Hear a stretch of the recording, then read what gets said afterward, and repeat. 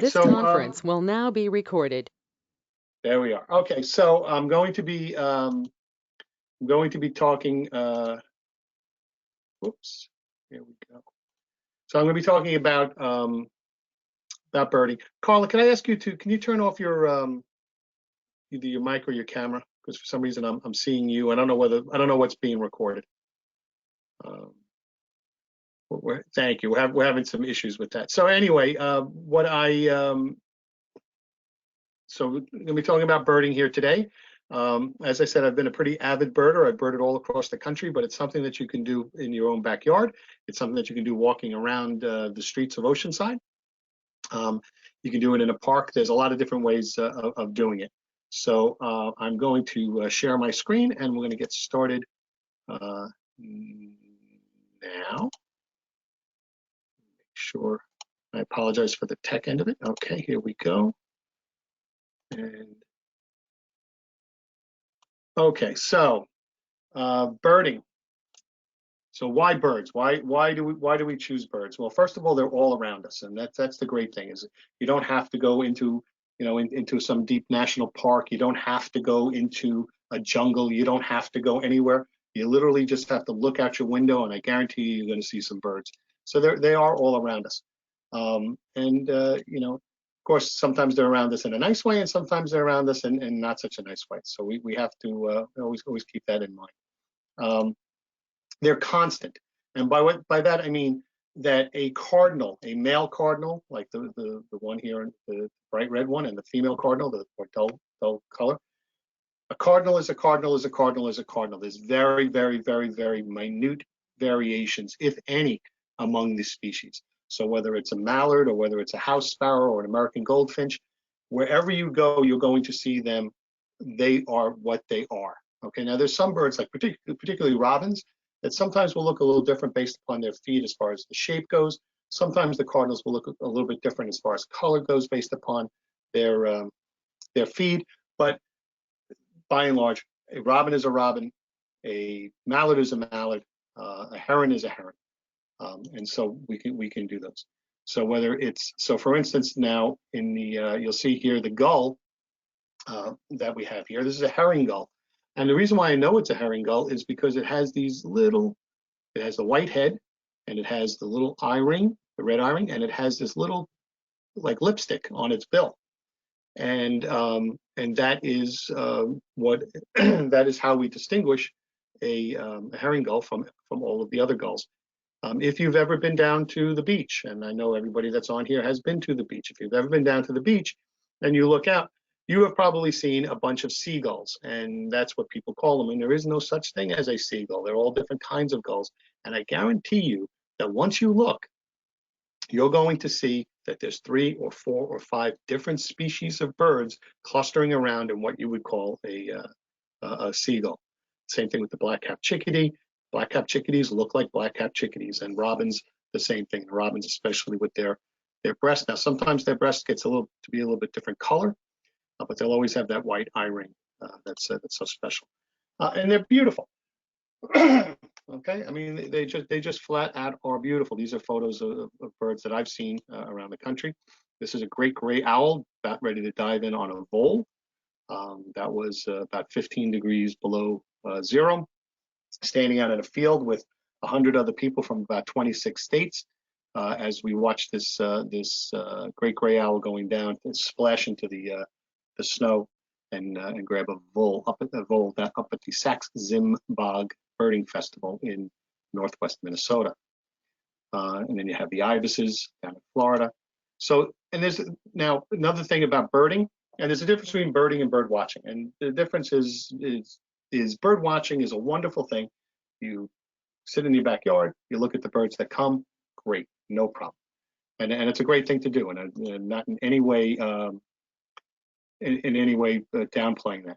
But birding is a little different story. Birding is actually being a little more active and actually going out and looking and being a little more serious about it, and dealing more with the sometimes with the science of it behind. So those kinds of things. But there's a correct number, and by that I mean this. There's 3 kinds of bears in the United States. So once you get done seeing those 3 bears, that's it.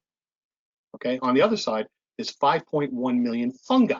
Okay. So if you want to go spend time looking at all the fungi, you can start looking now, and you can go from now until St. Swithin's Day, and you're never going to see all of the fungi.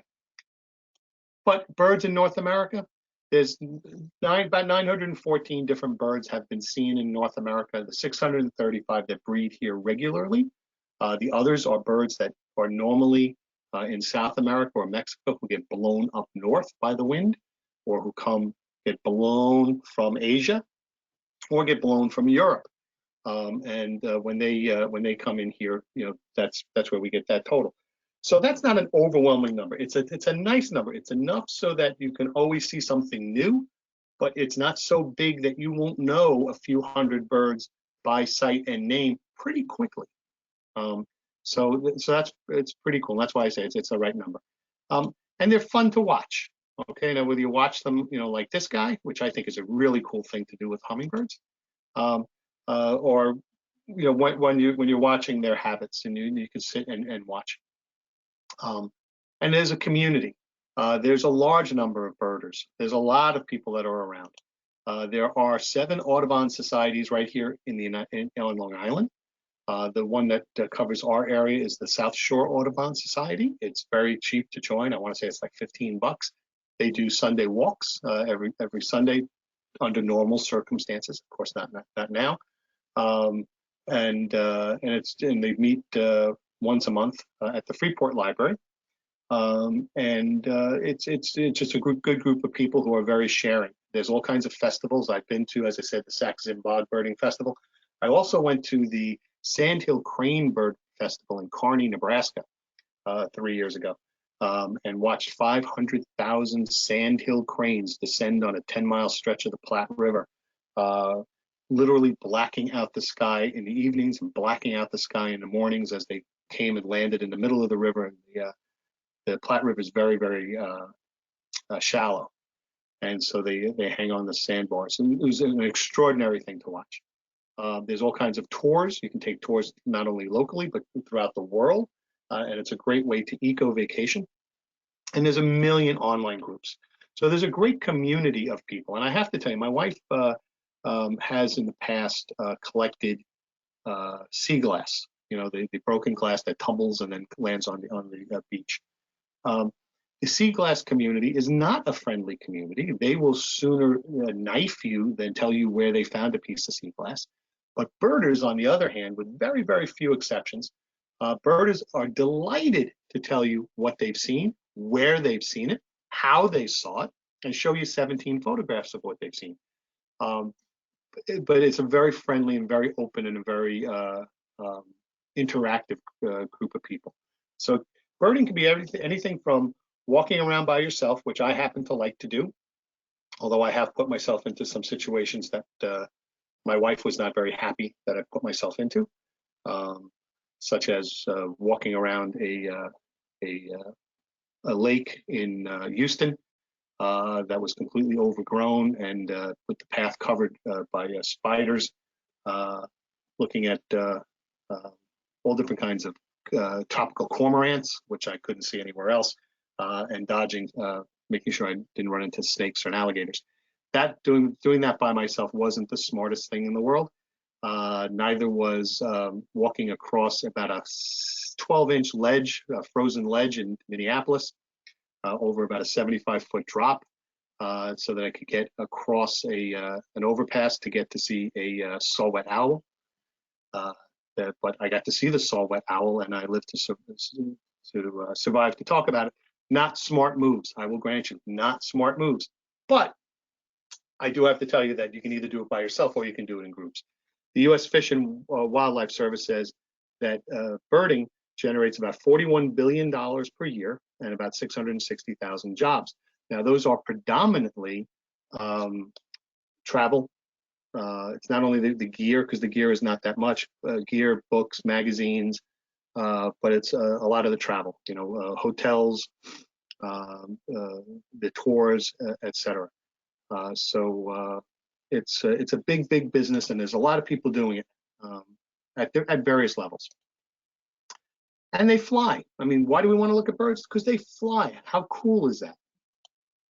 Okay, so first tip, you can start with bird feeders. There's 3 or 4 different kinds of bird feeders. One is the typical bird feeder that you would use where you put in typical seed that you would get from a store. You can get from D's and supermarkets, etc.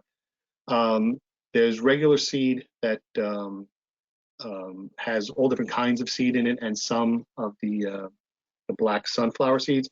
You really want to go with the black sunflower seeds. The birds will splash out a lot of the other seed. They don't particularly like it, and it's just a waste.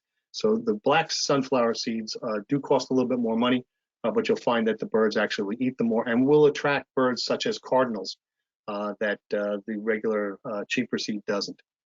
The 3 bird feeders that I have here, I'm going to start with the middle one. The middle one has Niger seed in it. That's a very specific seed. It's very, very small, and the goldfinches like it, and some of the other smaller birds like it. But you typically won't get any of the larger birds. You'll see that the slots in those feeders are very small, and the seed is very small. The one on the right is the hummingbird feeder, and those are pretty cool. And those are basically filling with sugar water. They are hard to maintain. You have to clean them. You have to clean them. You have to clean them, or you're going to wind up poisoning the birds. So that's a lot more work. But hummingbirds are really cool. The one on the left is the one that I recommend for everybody. These are suet feeders. The suet packages are very easy to handle. That cage opens up. It comes in a couple of different forms, but it's basically a cage. It opens up. You plop in the suet packet and you close it up. The reason why I like it is because it will attract. First of all, squirrels don't like it generally, and excuse me, and it will attract woodpeckers.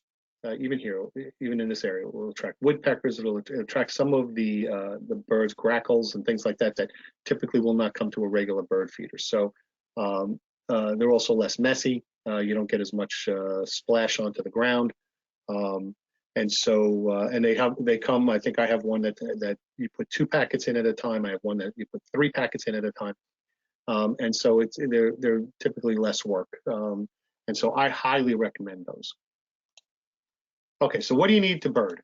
You need your ears. Okay, you're going to want to hear the birds. Now, there are some people that can identify songs. Okay, they'll hear a bird song and they know immediately what bird that is. I am not one of those people, and I don't know whether I cannot carry a tune, so I don't know whether part of it is that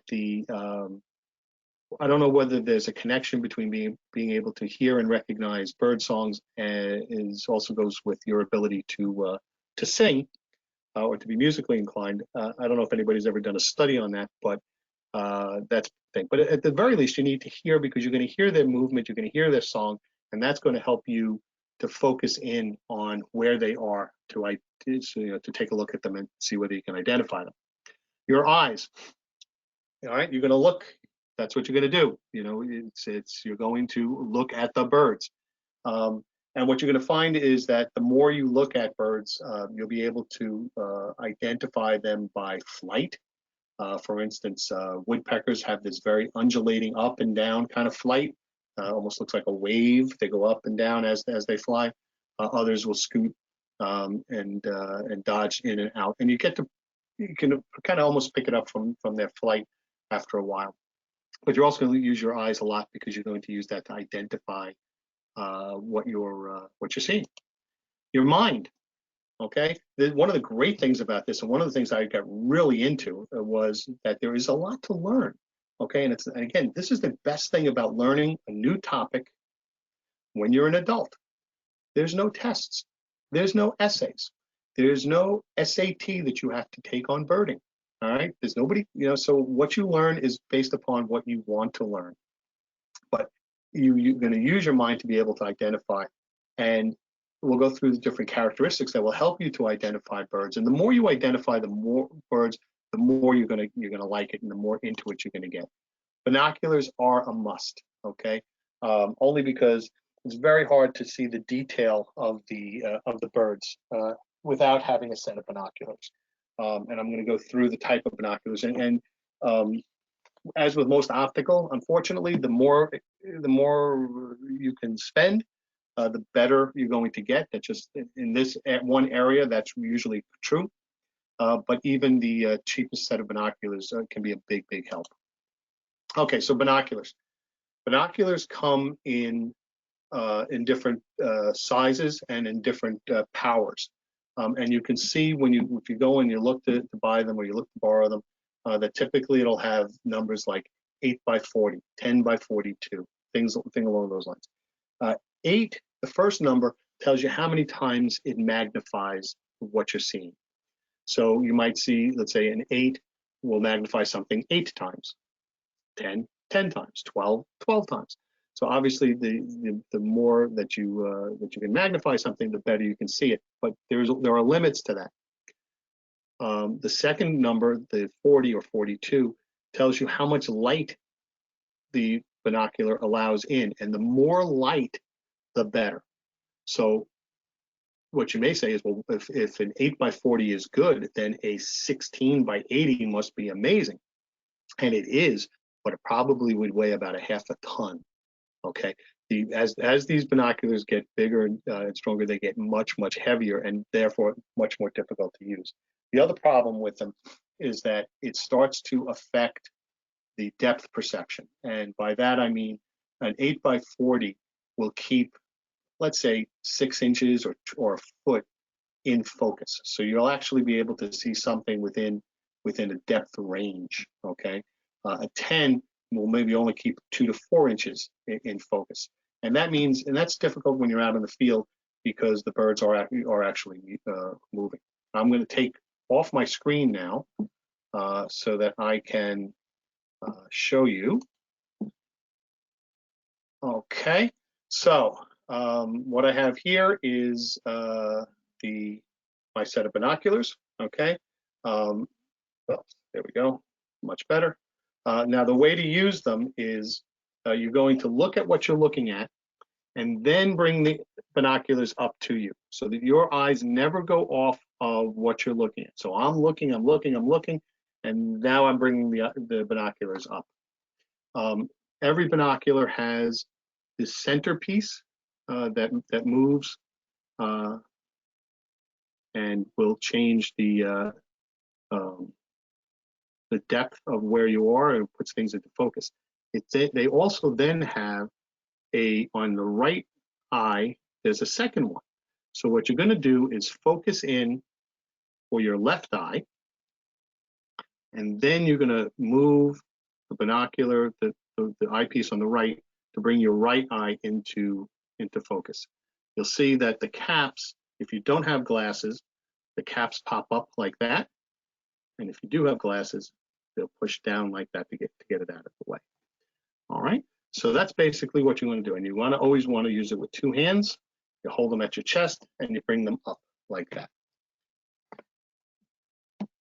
So back to the screen.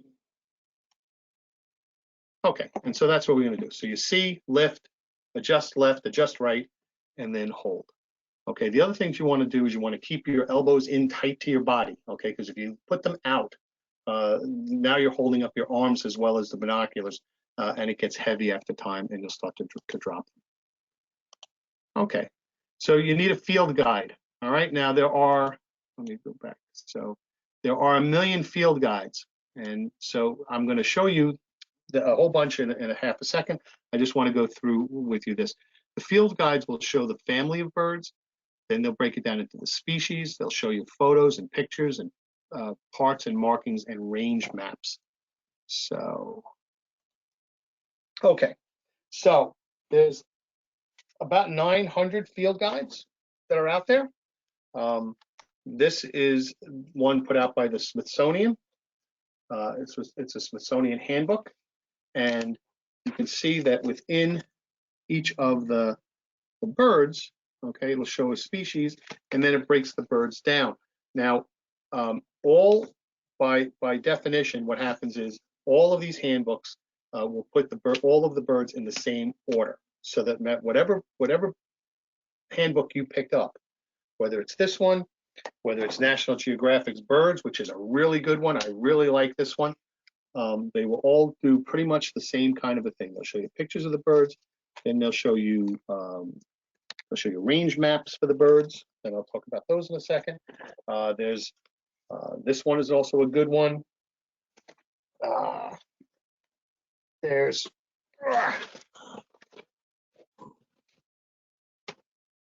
National Geographic has a more of a, now this is not going to be a handbook that you're going to use out in the field.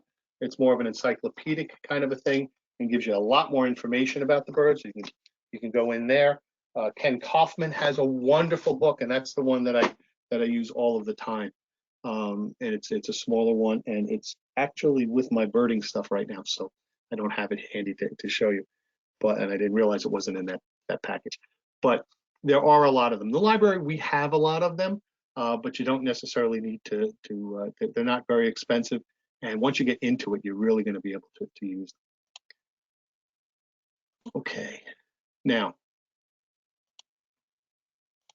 okay, so the first thing I want to show you is every one of these guides has a range map. And these range maps are done through scientific study and citizen science study over decades. One of the things about birders is we like to keep count of what we see, and we like to keep an eye on where we see it. And I'm going to talk about the Cornell website in a second. But we know where birds are. And that's one of the reasons why we know that for however it's caused, I'm not getting involved in that, but that climate change is absolutely real, is because birds will move along with the climate over time, okay? And because we're talking about sometimes millions of sightings, or certainly hundreds of thousands of sightings, we have a really good idea of where the birds are. So if you can see on this map, and you'll see this on in every one of the books and every one of the field guides, we'll show you where the birds are during a period of time. So for instance, for this bird that's being shown, which is the, can't see which one, it's the herring gull. Okay, if you look at the purple that's on the right side of your screen, the herring gulls live there all year round. So if we see a herring gull on Long Island in that purple in July or in January, we know that's fine, that's where it's supposed to be. The blue is where herring gulls will winter. So if you're down in Louisiana and you see a herring gull in January, okay, that's right. If you see a herring gull in July in Louisiana, either A, you're not really seeing a herring gull and you've misidentified it, or B, there's something major going on. All right.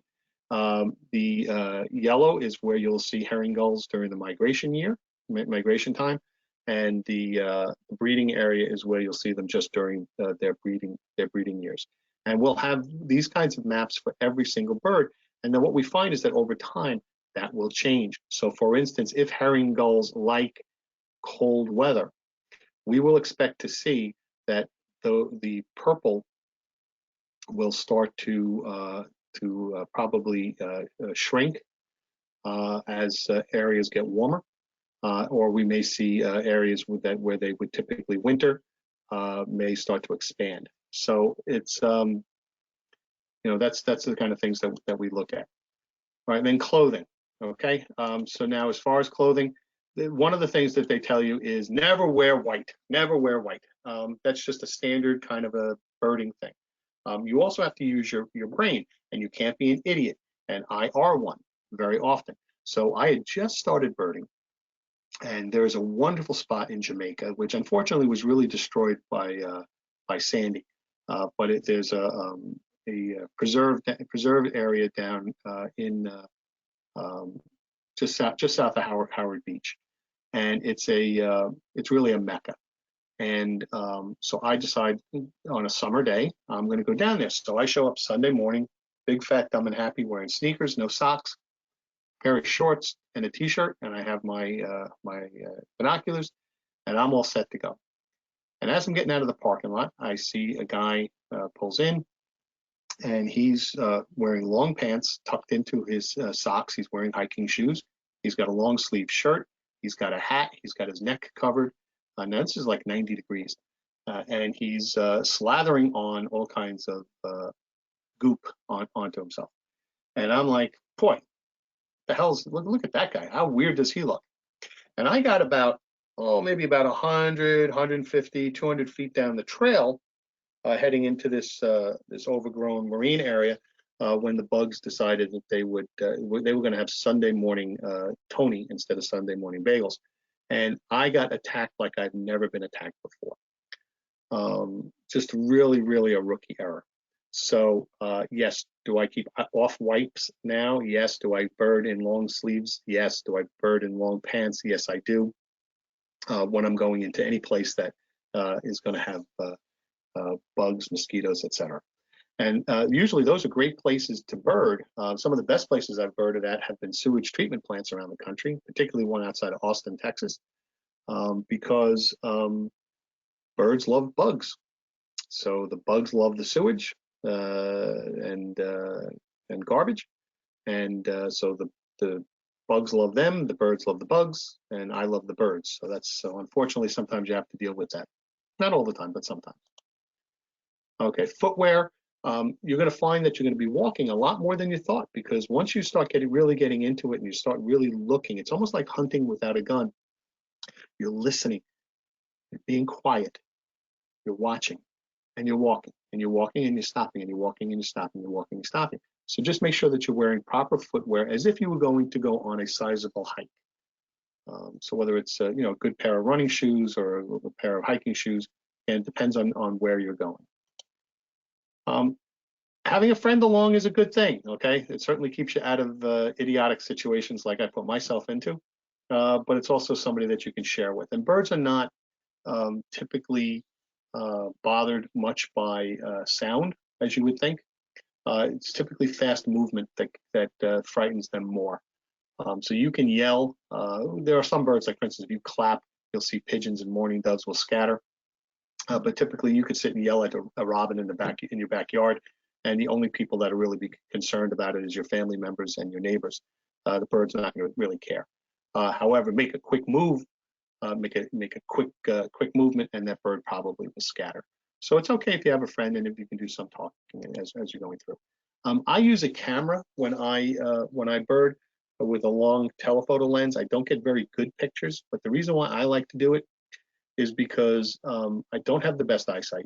So I'll take the picture, I'll put it up on my computer screen, I'll increase the size of it, and that's typically when I can start seeing some of the features that will identify which bird it is that I'm looking at.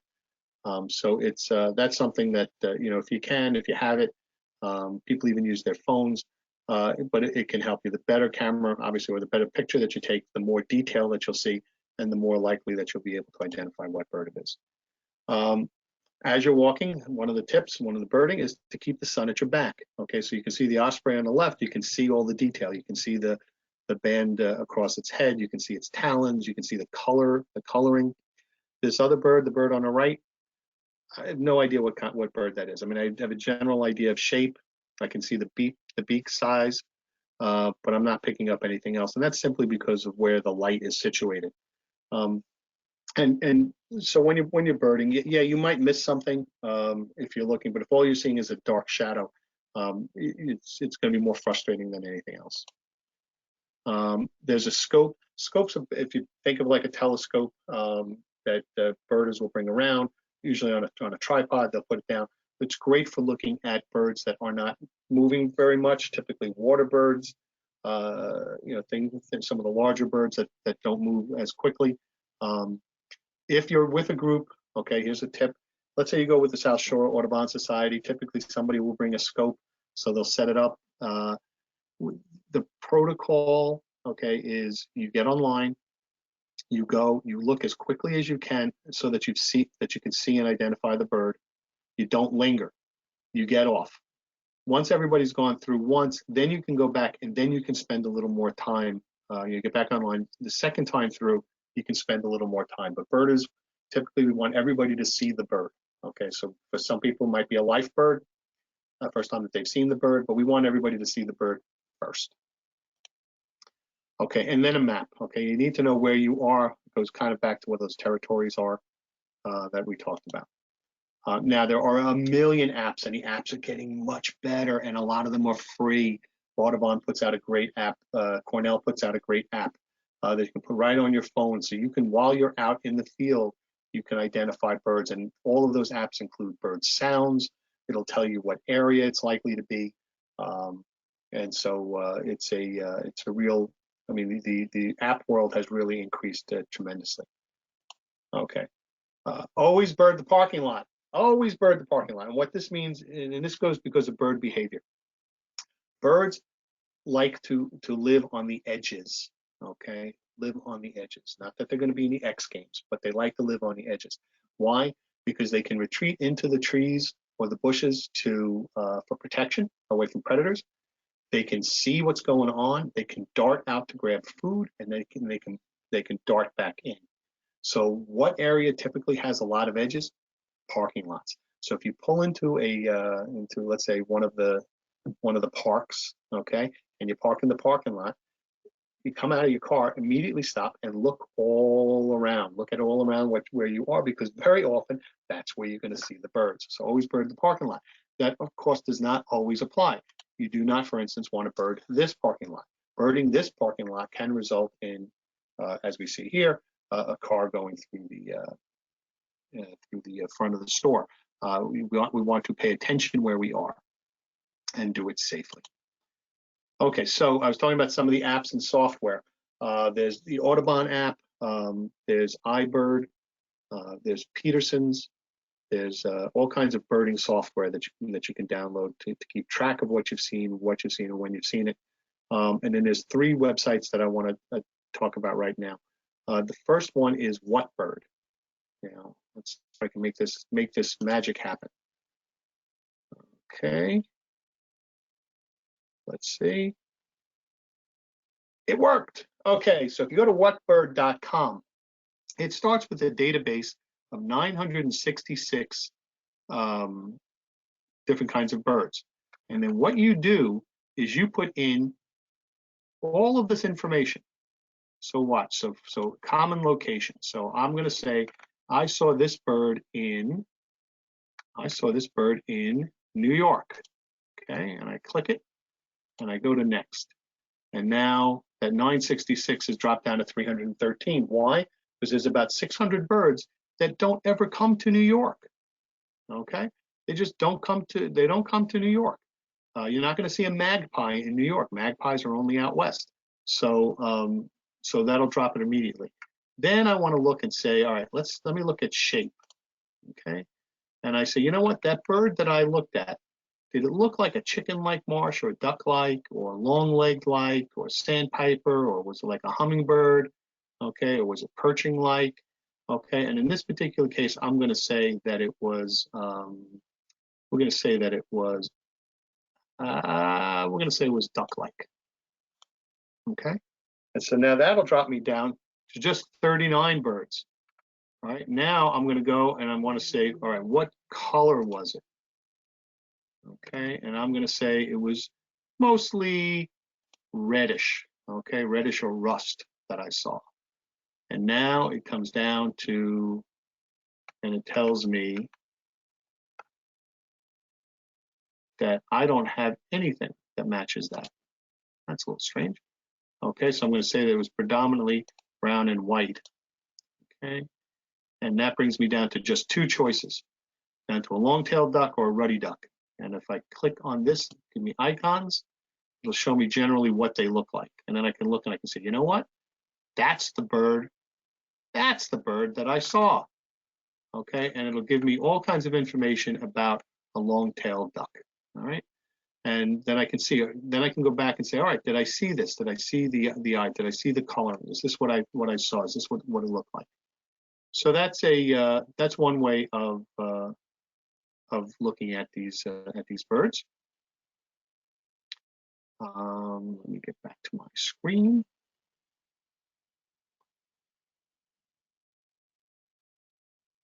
Okay.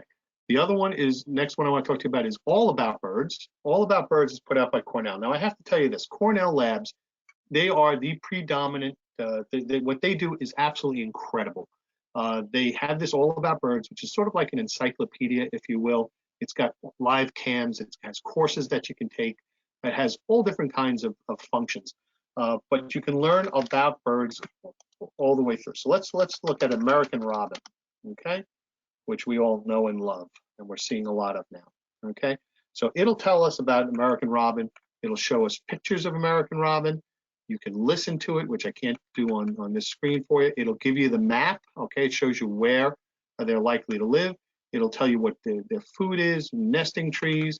It'll give you backyard tips. It'll give you cool facts about robins.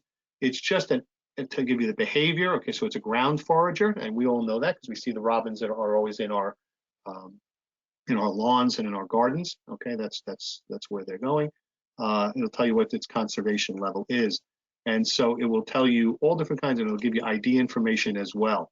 Okay, it'll tell you how to look for it. This is what an adult male looks like. Okay, and it'll give you similar species. So you might see something, say, you know what, it looked like an American robin, but it did look a little bit different. And it turns out that it's a spotted towhee or an eastern towhee.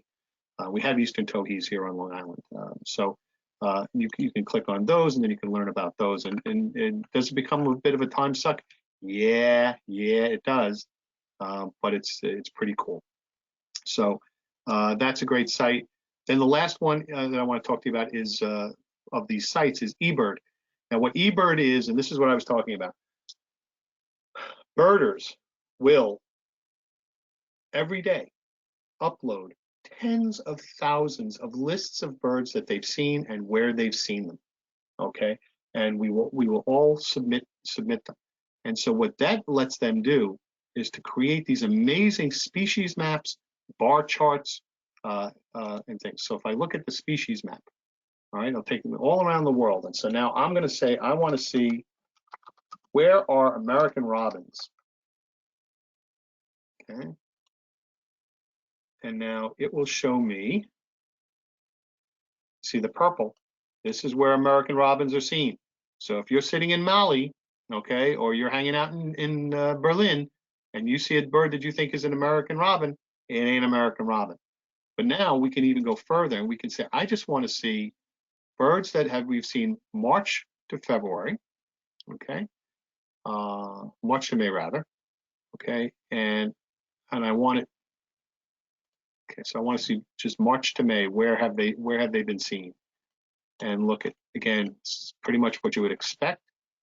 Okay, you can zoom in on areas and see who has seen what when. And this is the great part. So now I can look here and it shows hotspots, okay, and it shows other kinds of reporting. So if I click on, let's see, I'm going to say Oceanside, okay, in Bay County Park. These are sightings that people have put up. All right, let's see if I can find one that's a little bit better for us. Oceanside Park. So on April 7th, Eric Klein went out and he saw 2 robins at Oceanside Park on that day. If I go now, click here, I can see he saw 5 species. So what you can use eBird for is to find a particular bird, or I will use this very often if I'm going to a particular area, okay, and I say, let's say I'm going to be going down to Maryland, okay. I can go and I can say, all right, I'm going to Maryland, or I can go to a specific park. What is there now? So here, 454 species have been seen in the state of Maryland. And I can say, no, I just want to see, what have you seen so far this year? And it can tell me, and then I can go through here. So this woman, Claire Bauble, all of these people have birded, and they will tell us what they've seen. So let's say I had never seen a Cooper's hawk, but I know that the Cooper's hawk is going to be in the area that I'm going to bird. I will click on Cooper's hawk, and then eBird will tell me all about it. It will give me its range map, et cetera, et cetera. So it's really a pretty cool site. Unfortunately, hunters sometimes use it because if they're looking for a particular duck, they will see where have wood ducks been seen, and they'll go and use it and go there. Not cool, but it happens. So the types of birding. So there's the backyard birding, and that's not a terrible thing to do. And I'm telling you, if you go and sit in your backyard, And if you have a pair of binoculars, that's great. But even if you don't, you're going to be able to see over a course of an afternoon, you'll probably see 7 or 8 different kinds of birds come into your backyard, depending on where you're living. When I got the bug after I'd seen the movie The Big Year, which I talked about, I think, before we started recording this. The Big Year is a movie with Owen Wilson, Steve Martin, and Jack Black that follows a true, and Angelica Houston, which follows kind of a true story about birders. And it's funny because you would expect it to be with Jack Black, Steve Martin, and Owen Wilson. It's pretty cool, cool movie. But I had gone. The first thing I did was I went to my backyard and I saw at my feeder a bird that looked kind of reddish. I didn't realize that it looked reddish. I just had always figured that it was a house sparrow, and it turned out not to be. It turned out to be a different bird completely, and turned out to be a house finch. And that house finch had probably been in my backyard for 20 years, and I just never recognized it. It just kind of, it was a little brown bird. But now I see a house finch. House finches are really cool. So you can do that right in your backyard. Then there's local birds.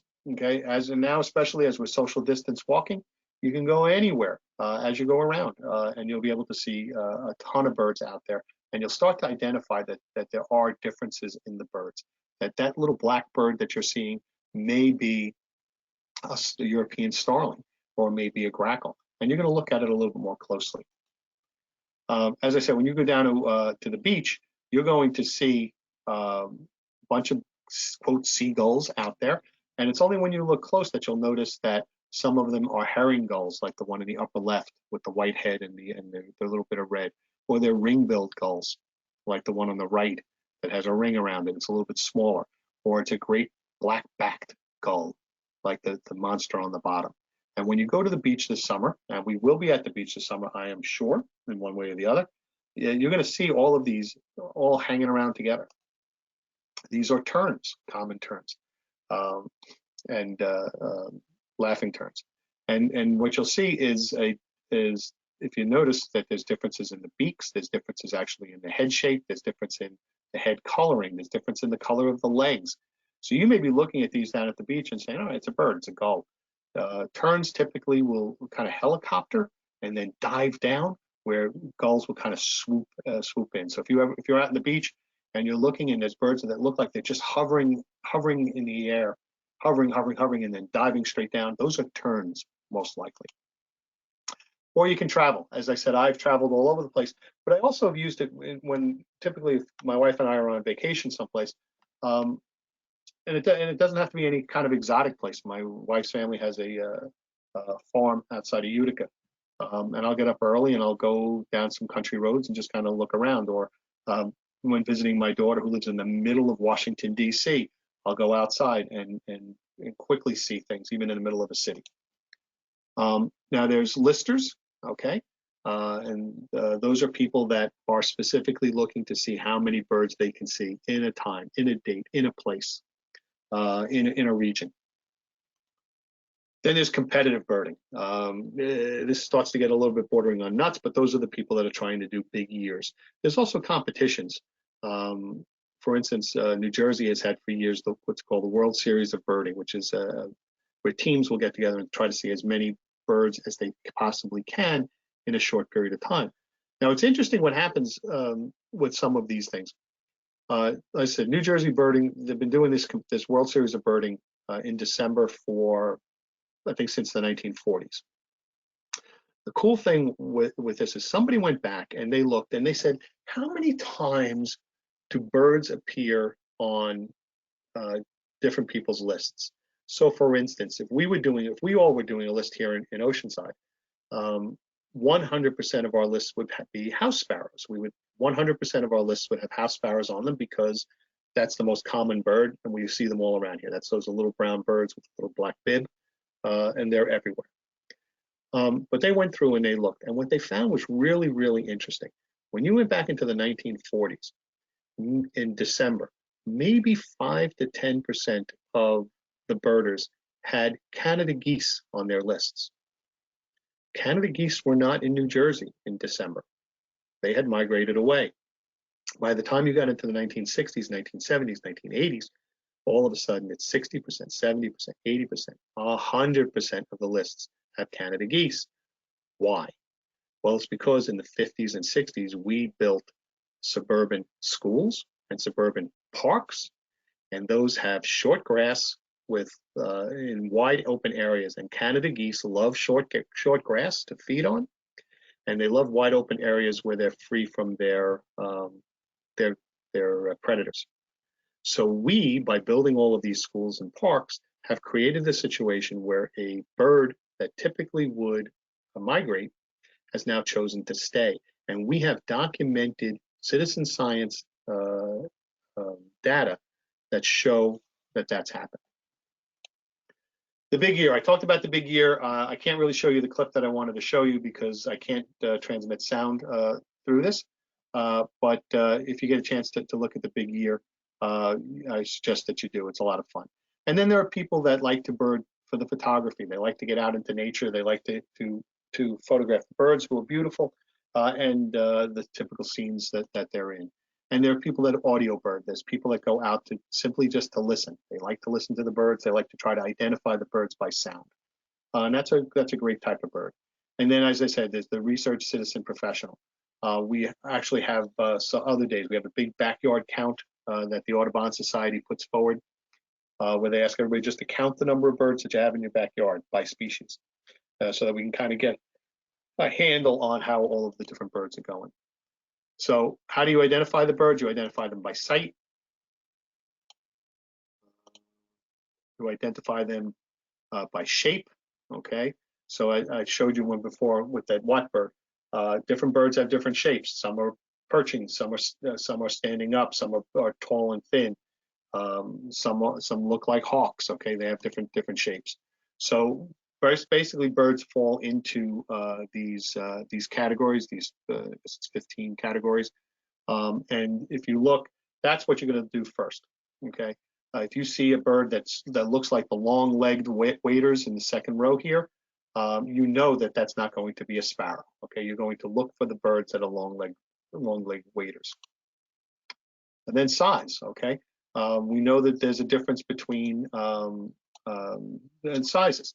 A robin is always going to be robin size. You're not going to see a 3-foot tall robin. They just don't exist, okay? And the cardinals are always going to be these small little cardinals, okay? You're not going to see a freak. None of the birds, to my knowledge, are out there taking steroids, okay? And we're not crossbreeding them. You're going to see what you're going to see, and so by size. So there's one of the ways of birding is called JIS. It's general impression, size, and shape. So you kind of quickly look and you can kind of get a feel for what the bird is going to look like.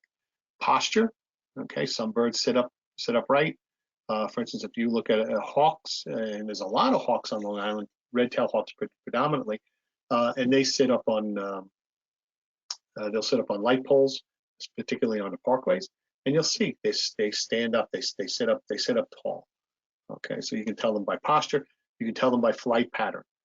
Different birds will fly in different ways. Okay, the swallows, for instance, will dart in and out. They bank really quickly and shoot in and out, whereas woodpeckers do this long loping kind of pattern. And color. Right, you're not going to see a purple cardinal. Okay, you're going to see a red cardinal. Now, depending on its feed, it might be a little bit lighter red, it might be a little bit splotchier red, but the cardinal is going to be red. Okay, you're just not an eagle is going to have a white head. You are not going to, eagle is not running even when the salons are open, not running out and dyeing its head purple. It's just not. No matter how no matter how radical that eagle is, that eagle's going to have a white head. Then there's markings, and we talk about the markings in that, for instance, here in this picture, you can see we look at the cap.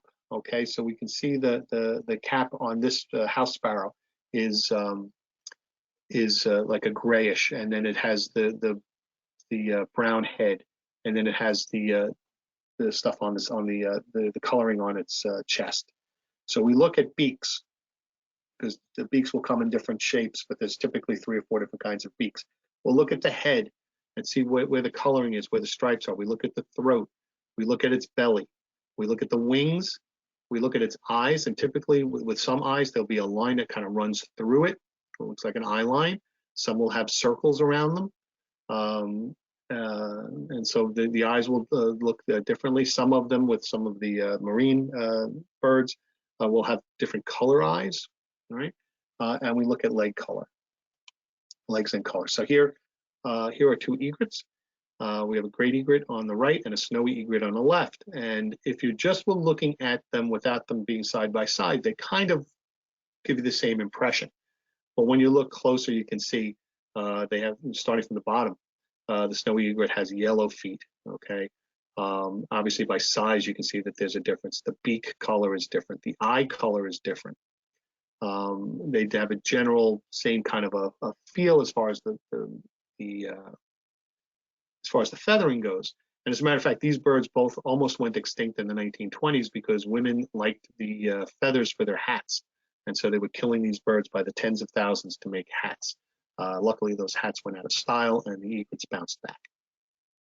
But this is how we go through. So again, as we look a little bit closer, you can see even the eye color is different, as well as the beak color is different.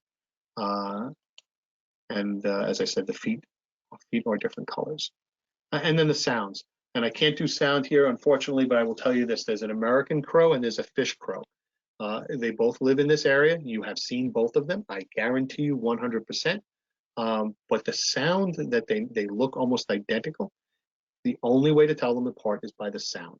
The American crow makes the typical caw sound, and the fish crow makes a more of a just brackish kind of really raw sound. And that's how we know the difference between those two birds. And as I said, the fish crow and the American crow, and unfortunately, I don't think the sound is going to come through here, so I'm going to skip that part. And then habitat. All right, if you're walking down by the Marine Study Center, you're going to expect to see birds that live in the marine study area. And if there are birds that live predominantly, let's say, in the mountains, you're not going to see them down in the marsh. They're just not going to be there. Likewise, you're not going to see a snowy egret while you're up in the Catskills. Okay, you're just not going to see it. So it goes by that habitat, and that some of that you can find in those territory maps that I talked about. And time of year. Okay, we all know that the osprey, who are almost extinct, have made an amazing comeback. They come back to Long Island every spring. They stay here for the summer, a little bit into the fall, and then they're gone. You're not going to see an osprey in New York in January. Not going to happen. That osprey is going to be down in Florida, where it should be. Okay, where it's nice and warm. And that's what they're going to do. So we also see by time of year. And so that's how you start to figure out, what am I seeing here? What am I looking at? Is by going through these types of things. And even the time of day. Cardinals, for instance, typically will feed at dawn and at dusk. It's not that, I mean, it's not, I won't say it's rare, but it's fairly uncommon to see a cardinal floating around in the middle of the day most of the time under most circumstances. Typically, they'll come out more early in the morning, late in the afternoon. Obviously, there are owls that will only be active at night, that you're only likely to see them at night. Most birds will come out during the day, and you will not see them at night. Okay, they'll hunker in for the evening. So sometimes by time of day, and then again by location. You know, where are you? Or what type of are you in New York? In New York, you're going to see certain birds at certain times of the year. So America's bird, everybody knows that the American bird is the American eagle. And this is a friend of mine. This eagle and I spent about a half an hour together with me in snow up to about my knees in a nature reserve outside of Minneapolis. He was up in a tree. I stopped because I didn't want to scare him, although he was about 40 feet up in the air, sitting there. And we just sat. And he occasionally looked down at me, and I was looking up at him. I took a bunch of pictures, and we had a time together. So there was no alcohol, and we didn't exchange numbers. But I always feel that this is a friend. But he's not America's bird. I mean, he's supposed to be America's bird, but he's not America's bird. Ben Franklin wanted this to be the America's bird. Ben Franklin felt that the turkey was the bird that should be America's bird, and so he made a pitch for it, and he lost on that. I think America's bird is this. This is the European starling. It's not a Native American bird. This bird, along with the house sparrow that you see all the time, and you've seen these two birds, these are the most populous birds in America. They were brought over here from England specifically for Shakespeare festivals that were being held in Central Park in the 1880s. When they were brought over here, these did not exist anywhere. Think about that. The most populous birds in America were brought here specifically and were not native here to us. So if you look in 1891, the European starling population was 0. Okay, now it's upwards of 200 million and spreads out everywhere. And European starlings, and particularly house sparrows, are found in every single habitat, every single place in the country.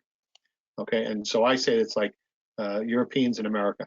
The population was 0 in 1620 and 320 in 2018. So very much, I think the European starling, or if you want to make the house sparrow, are the ideal Americans. Now, where to bird on Long Island? Now, this is typically, some of these places are now closed right now, but you can bird in your backyard. If you haven't been down to the Oceanside Marine Study Center, I urge you to go there. It is wonderful. The Jones Beach West End, amazing, amazing place, particularly by the Coast Guard station. Okay, that's a lot of fun because there's actually tables. You can sit there. You can bring a little snack with you, or your early morning cup of coffee. There's a sandbar that goes out, and you will see everything from American oyster catchers, which are cool birds, to all different kinds of shorebirds, depending on the tide. Hempstead Lake Park up here in Rockville Center is an excellent place to go. What I have found, though, and it's interesting, is that deep woods. Okay, if you think, well, I'm going to go to the park and go deep in the woods, the deeper you go in the woods, less birds you typically see. And that's because, as I said, they like to live on the edges. So when you go deep into the woods, you're most likely going to see some woodpeckers, and you'll see some robins, and there'll be a few of the other birds, but you're not going to see a lot. Typically, you're going to want to, let's say in Hempstead Lake Park, as you walk through, there's a couple of water features. There's a couple of ponds and a lake. And along those edges, you're going to see a lot more birds. The Massapequa Preserve, which goes from Merrick Road all the way up into Bethpage, is also an excellent place. There's a number of different kinds of habitat as you either go up the bike trail. You can either walk or the bike trail. Campsett Park, the Centerport Ponds. There's now eagles out at the Centerport Ponds on Northern Boulevard. You either park in the motel if you're not afraid of having your car photographed in a motel parking lot, and there's a little pond there, or across the street is there's a big Centerport Pond. And there's always, especially in the winter, there's a lot of really cool birds in there. Central Park is one of the best places to bird in the country. It's a factor of two things. One is a lot of the birds, especially during migration season, go up and down the coasts. And the second thing is that it's a big green area with a lot of water that birds can see from high up in the air as they're migrating in an area that's surrounded mostly by concrete and steel. And so it's not unusual to see 200 or more species of bird in Central Park. There's the Shoe Swamp Preserve. There's the North Shore Audubon Society has some areas, and again, parks and deep birds. And especially, and you can go out on water. Now, taking a boat out to look at birds is called the pelagic. And there's two types. One is where they'll hug the shore. And so basically you're seeing shorebirds, but you're seeing them from the water instead of from behind them. And that's always a very cool thing to go on. The other one is where you're going to go out into deeper water. There are a lot of birds that live out in the water and only come onto land to mate. Albatrosses being one of them, murres being others. Each winter in January, I meet up with a group of birders from Connecticut. They take the ferry over from New London to Orient Point. I meet them here in Orient Point. I go back with them, and then I come back by myself.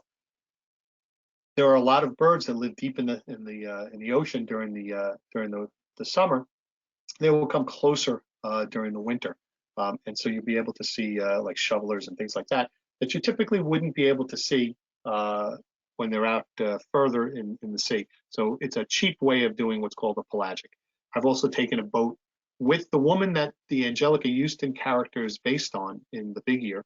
I took her boat out of Bodega Bay in California. We went 40 miles out. I saw whales and dolphins and albatrosses and shearwaters and all different kinds of birds that I wouldn't otherwise have been able to see. Really, really cool adventure. And yes, she's even scarier than the Angelica Houston character is in the movie. Okay, real quickly, some ethical birding. Respect the bird's territory. Do not approach too closely. especially when birds dive into bushes. There's the level of frustration gets very high because you can't see them. You do not shake the bush. You don't throw rocks into the bush. You don't do anything else, and you don't approach them too closely either. We try as best as we can to walk quietly, to be quiet, to walk slowly, to drive cautiously, be extra cautious around nests, to respect the birds. I had one situation when I was birding out in Nevada. I was at a sewage treatment plant there was sort of like an oasis in the middle of the desert outside of Henderson. I had to walk along a fence line. It was about 100 or 200 yards long to get to this next set of ponds that I wanted to get to. And out jumped in my path was a greater roadrunner. And yes, it looked just like a roadrunner that you see on a cartoon, but it was much smaller. It looks like about the size of a chicken. So it jumped out into the middle of the path. I was about 20 feet away from it. I took a bunch of pictures. I did not want to scare it. I didn't want to make it flush. And I sat there. And it sat, and I sat, and it sat, and I sat. And I got to the point where I felt like, listen, I have to. I did have some time constraints. I did have to get past it. So I took a step towards it. It took a step away from me. I took another step towards it. Took a step away from me. And I realized that I was involved in a very slow moving chase of this roadrunner. And I was looking all around for the Acme anvil that I figured was going to land on my head, or a rocket that was going to be shooting by with a coyote on it. It finally flushed, and I was able to go over and see the rest of the birds. But you do want to be as respectful as you can. Some birders use audio playback. You never use it near nesting areas. You never use it with threatened or endangered species. I don't like it. If I'm with a group that's doing audio playback, I peel off from the group and I go someplace else. What is audio playback?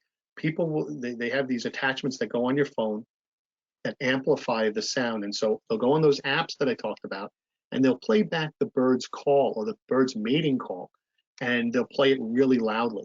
And that will attract birds to come to see, hey, what's going on? That sounds like an interesting bird.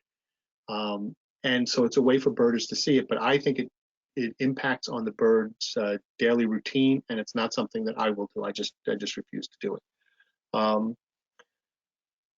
If you're going to use a flash, use it very sparingly, especially at night, especially with owls. You never want to do that to poor owls.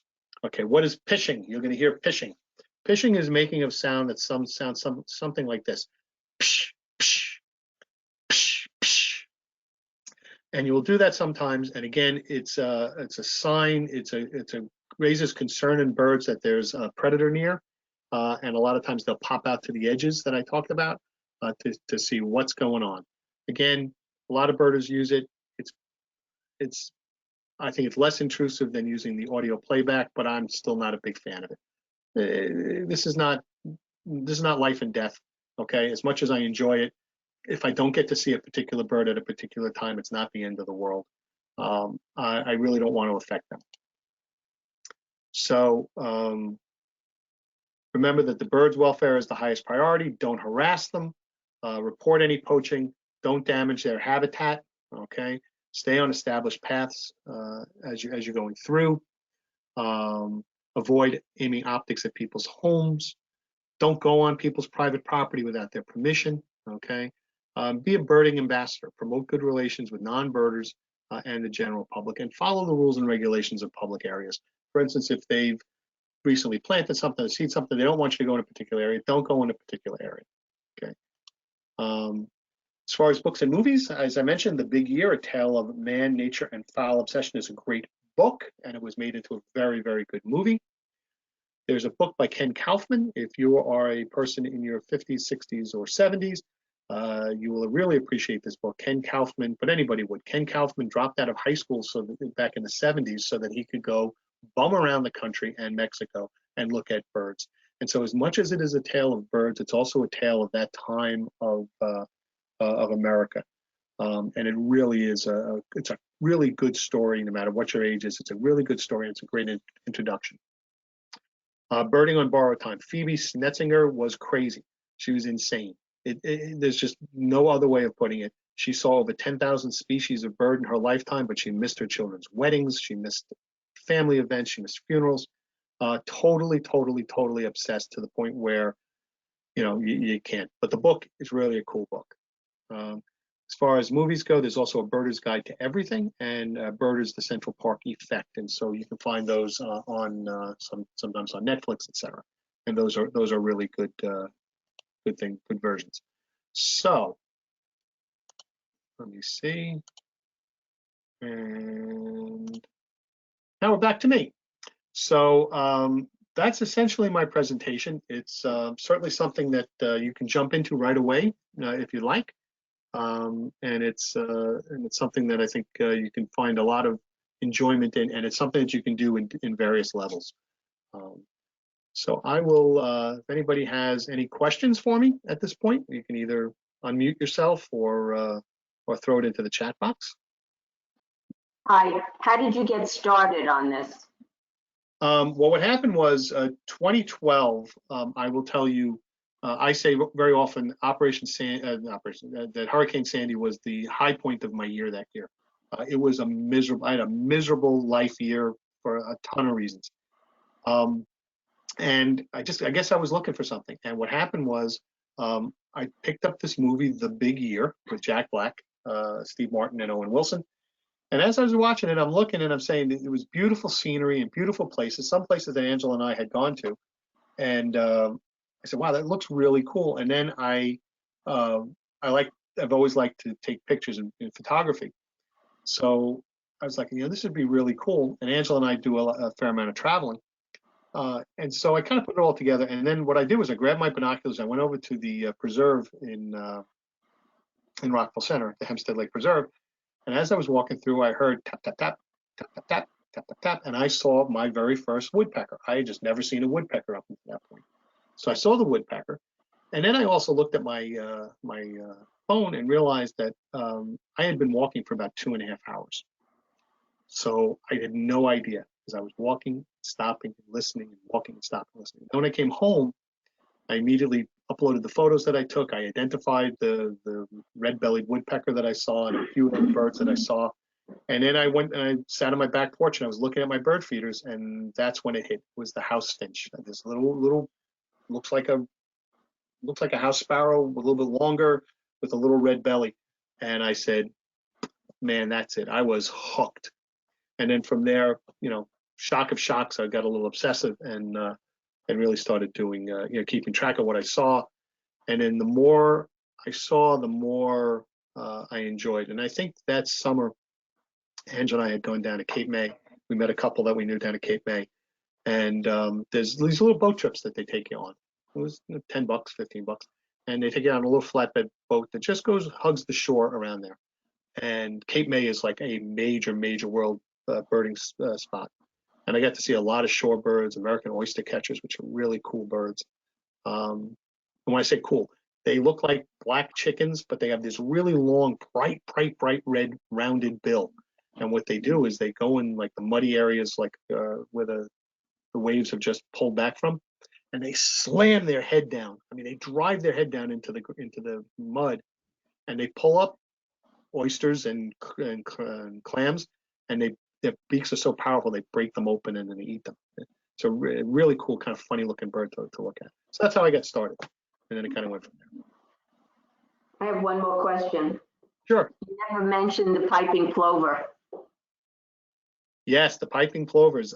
Piping plovers here on Long Island. They breed here on Long Island. They're very much endangered because of a lot of reasons, but mostly because of their loss of habitat. And so we have areas here that are very split off. It's going to be interesting to see what happens this year because humans are not going to be allowed in a lot of different areas. We're going to see what happens with some of these species, whether some of these species are going to have a little bit of a bounce back. But the piping plovers are. I got a little bit of street cred because I found a piping plover in November on Long Island. I got a photograph, documented, and everything else when they typically would have been gone by now. So unfortunately, that might have been because it's a little bit of a. I hope it wasn't sick. I hope that wasn't why it was there. Somebody asked, how do we keep squirrels away? The bird feeders that I've bought are all designed to foil squirrels. A lot of them have they have perching areas that are weighted, so that when something heavier than a small bird goes on it, the perch goes down and it locks down the feed area. There's all different kinds. There's ones that twirl. Squirrels, I mean, they're really smart, and they're really capable of getting into. Also the suet feeders, they don't particularly like the suet feeders from everything that I can see. Should you stop feeding birds in warm weather? Bob Transom, I think most of the people in Oceanside know Bob. Bob's mother used to call me and Bob communists for feeding the squirrels, the birds during the summer. I cut back. I don't feed them as much during the summer. I feed them enough so that I can see them, but I don't go heavy. Typically, I'll cut back to maybe just one regular feeder but the suet feeders I'll put out. It just helps them be a little bit more healthy. Recommendations for discouraging cats from coming into yards. I hang the bird feeders. I use shepherd's hooks. I put them away from fences, away from jumping areas as best as I can. I know we do have cats that kind of hang out. I try to keep them as far away as I can from the bushes, so that the birds can at least see them and have a fighting chance. I did have a situation where I had a hawk come down and nail a pigeon in my backyard, and that was a delight. But by and large, the issue with cats is I think just by keeping the feed away. Also, I keep the feeders away from areas that the squirrels can jump onto them from something else, so they have to come up the pole. And there's all different kinds of devices to try to keep them from coming up the pole. Okay, do we have any other questions? Anybody else? All right, well, I hope this was enjoyable for you. I do appreciate everybody coming down. Kathy says, and George said they had a Cooper's hawk do the same thing last winter. Yeah, it gets to be it was a little scary, as I was just about ready to let my daughter's dog out. And this, by the way, I have the dumbest squirrels in America in my backyard. They are just the dumbest. So I saw a squirrel out there. She likes to chase the squirrels, and I was about ready to let her out the door to chase the squirrel out of the yard when I saw feathers kind of floating. And so then I kind of looked to the side and there was a hawk that had red-tailed hawk that had nailed a pigeon and was plucking it, and the feathers were going up. And a squirrel, who was just as much in danger, was maybe a foot away from it. Whoa, Gary, Sylvia had an opportunity to pet an American kestrel. Yeah, they're really cool. All right, everybody, I want you to have a wonderful day. Everybody stay safe, social distance, but get out there and take a look at the birds today. Have a great day.